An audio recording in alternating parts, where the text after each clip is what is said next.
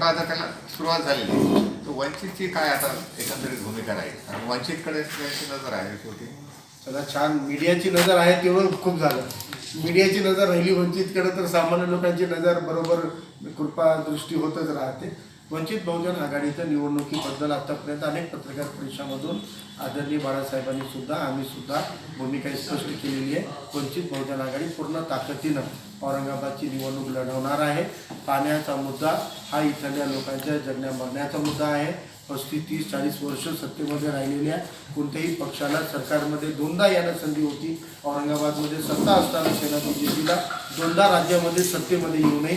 औरंगाबादकरांना पाणी पाजू शकले नाही. तर औरंगाबादकर आता सरकारला, शिवसेनेला, काँग्रेसला, राष्ट्रवादीला पाणी पाजण्याच्या मानसिकतेत आहे. मग आता औरंगाबादचे लोक सेनेला पाणी पाजतील. पाणी पाजण्यासाठी वंचित उतरणार आहे. पण आता त्याला म्हणजे कोणाच्या मदतीने पाणी पाजत आहे हो और 5 से 10 साल की सजा रहे और 50,000 से 1 लाख का जुर्माना रहे. उस ड्राफ्ट को हमने आमदार कपिल पाटिल के जरिए मुख्यमंत्री तक पहुंचाया है. अब हम चाहते हैं कि हुकूमत उसका कड़ा कानून बनाए, वरना आज बेहुरमती करने वालों को हिरासत में लेते हैं और सुबह तक उसको कुछ घंटों में पुलिस स्टेशन लेवल पे बेल मिल जाती है. 295 के अंदर भी जेल का कोई प्रावधान नहीं है, वहाँ पर भी तुरंत बेल मिल जाती है. तो बेहुरमती करने वालों की हिम्मत बढ़ती है. इसलिए हम चाहते हैं कि बेहुरमती करने वालों के खिलाफ कड़क कानून का ड्राफ्ट जो वंचित बहुजन आघाड़ी ने सरकार को दिया है, सरकार उसके ऊपर आने वाले असेंबली सेशन के अंदर उसको दोनों हाउस में पास करे, राज्यपाल के दस्तखत करके कानून बनाए ताकि कोई बेहुरमती करने की हिम्मत न करे. मेरा सवाल यह है कि जैसे भी इलेक्शन आते हैं नज़दीक, और भाजपा हो, शिवसेना हो, यह भी मुस्लिम समाज को आकर्षित करने की कोशिश कर रहे हैं. आप भी मुस्लिम समाज को आकर्षित करने की कोशिश कर रहे हैं. तो ये राजकारण कब तक चलेगा? देखिए, पहली बात तो मुझे लगता है जमहूरियत के अंदर सियासी पार्टियां ही जमहूरियत को संभालती है, सरकार को चलाती है और लोगों के भलाई के और भलाई के काम करती है. तो राजकारण ये मुद्दा क्या कहाँ से आता है मुझे पता नहीं. राजकारण तो होना ही चाहिए ना. जमहूरियत के निज़ाम को समझ रहे हैं कि नहीं आप लोग? जमहूरियत का निज़ाम यानी सियासी पार्टियों से, सियासी नज़्म से चलता है. लेकिन सियासी पार्टियों के बेईमानी के बारे में बात कीजिए. सियासी पार्टी के तौर पे हम तो मुसलमानों के जो मसले हैं वो तो असेंबली में कानून बन के होंगे ना. तो हमने 2019 में हमारी वो भी डिमांड आज कल के मोर्चे हम रख रहे हैं. हमने मांग की हुई वंचित बहुजन आघाड़ी ने विधानसभा के पहले हमने मैनिफेस्टो में लिया है कि एट्रोसिटी के आधार पर मुसलमानों पर होने वाले मॉब लिंचिंग के ऊपर एक कानून बनना चाहिए. तो वो भी डिमांड है. तो डिमांड लोकशाही में, जमहूरियत में मांगना ही पड़ेगा ना सरकारों से. जब सरकार में जाएंगे हम खुद कानून बनाएंगे. लेकिन आज हम सरकार में नहीं है तो रास्तों पे जमहूरी तरीके से मांग कर रहे हैं. मुसलमानों को खुश या नाराज करने की बात नहीं. जो शिवसेना बीजेपी की बात की जा रही है वो शिवसेना बीजेपी की हकीकत को मुसलमान भली भांति जानते हैं कि कौन असल. तो कांग्रेस, शिवसेना, बीजेपी, राष्ट्रवादी ये अलग अलग पार्टियां नहीं है. ये एक ही नस्ल की, एक ही वर्ग की, एक ही क्लास की पार्टियां हैं जो बारी बारी से सत्ता में आती है.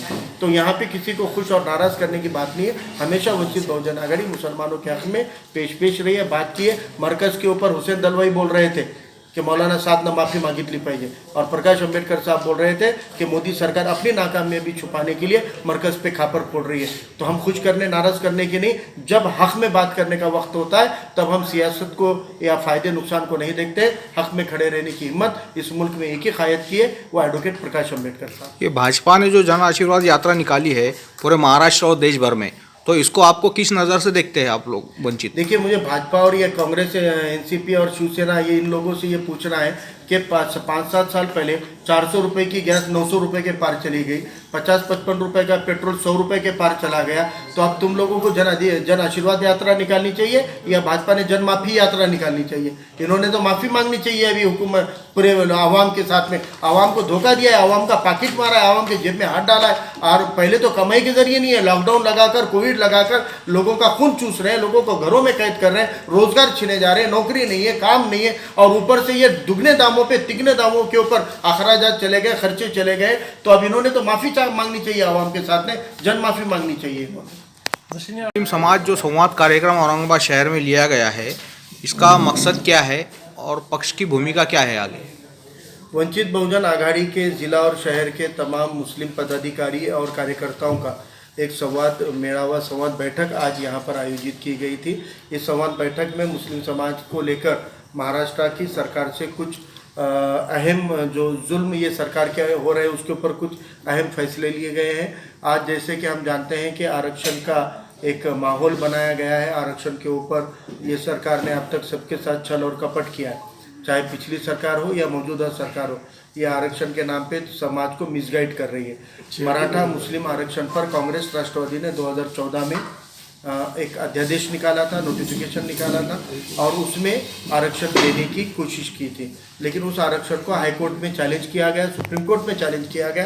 तो हाईकोर्ट सुप्रीम कोर्ट ने मराठा आरक्षण इसमें का खारिज कर दिया, मुसलमानों के नौकरी के आरक्षण को भी स्टे किया, लेकिन मुसलमानों के तालीमी आरक्षण को लागू करने की सूचनाएं सरकार को दी। इसके बावजूद अब तक फडणवीस सरकार ने हिंदू वोट बैंक की राजनीति करते हुए उस आरक्षण को लागू नहीं किया और मौजूदा सरकार जो अपने आप को सेक्युलर कहती है, जो मुसलमानों के वोट लेकर भी मुसलमानों से बेईमानी करती है, वो कांग्रेस राष्ट्रवादी के नेता नवाब मलिक कहते हैं कि मुसलमान को हम आरक्षण नहीं दे सकते, संविधान में तरतूद नहीं है। तो नवाब मलिक साहब से मेरा सवाल है कि 2014 में आप ही की हुकूमत ने जब मुसलमानों को आरक्षण दिया था तो आप या तो आप नशे में थे या तो आप मुसलमानों को बेवकूफ़ बना रहे थे।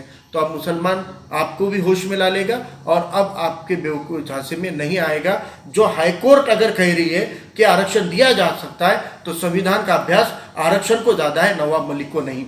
संविधान का अभ्यास हाईकोर्ट को ज़्यादा है और हाईकोर्ट जब कहती है कि मुसलमानों को तालीमी रिजर्वेशन मिलना चाहिए तो संविधान रुकावट नहीं बन सकता है। ये स्टडी या अभ्यास नवाब मलिक को करना पड़ेगा और कांग्रेस राष्ट्रवादी के इस बहकावे को अब मुस्लिम समाज नहीं आएगा। इसलिए वंचित बहुजन आघाड़ी आने वाले 30 अगस्त को यहाँ पर मुस्लिम रिजर्वेशन लागू करो इस मांग के लिए डिविजनल कमिश्नर ऑफिस पे एहतजाज कर रही है। दूसरा अहम मसला आज जो चर्चा में आया कि पहले मस्जिद पे गुलाल फेंककर या गोश्त के टुकड़े डालकर दंगे भड़काए जाते थे। मौजूदा हालात के अंदर सोशल मीडिया के ऊपर हमारे अकीदों की बेहुरमती करके दंगे और फिसाद भड़काने की साजिशें मुल्क के अंदर हो रही है, रियासत के अंदर हो रही है। हमने देखा है कि बेंगलोर से लेकर नांदेड़ तक हाल ही में कि बेहुरमती की जा रही है, नबी करीम सल्लल्लाहु अलैहि वसल्लम की बेहुरमती की जाती है, कुरान शरीफ की बेहुरमती की जाती है या किसी महामानव की बेहुरमती की जाती है और दंगों के जैसा माहौल बनाया जाता है जिससे हिंदू पोलराइजेशन होता है और बीजेपी सेना जैसी ताकतों को फ़ायदा मिलता है। तो आदरणीय प्रकाश अंबेडकर साहब ने